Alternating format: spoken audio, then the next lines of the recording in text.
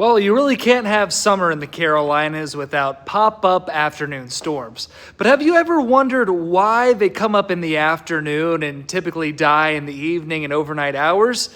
Well, that's your News 2Q today. Let's explain. Well, there are a multitude of ingredients that go into your garden variety pop-up storm, but one of the biggest drivers is convection. And no, I'm not talking about your oven that's probably been replaced by an air fryer by now. I'm talking about daytime heating and the atmosphere attempting to restore balance. So what's the big difference between days and nights weather-wise?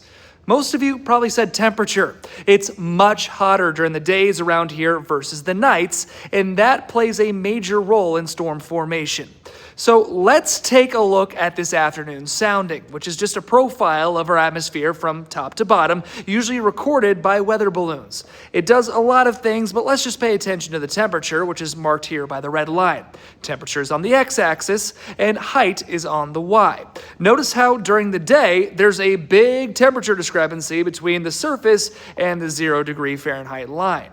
But as we switch to a nighttime sounding, there is less of a difference, even though the 0 degree mark hasn't moved a whole lot. And, well, that's all it takes. Hot air naturally wants to rise, and as it does, it takes moisture with it that cools and condenses into storms, which then brings that cooler air at the top of the atmosphere back down to the surface. Rain, downdrafts. Storms are just the atmosphere's way of naturally restoring balance. When there's less heat energy available at night, it's harder for air to rise, and that typically shuts off the storm formation. So think about bubbles coming up in a boiling pot of water.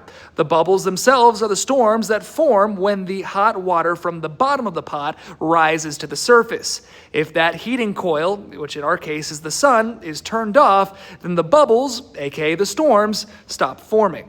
And this is what happens to our atmosphere on any given summer day as the sun sets.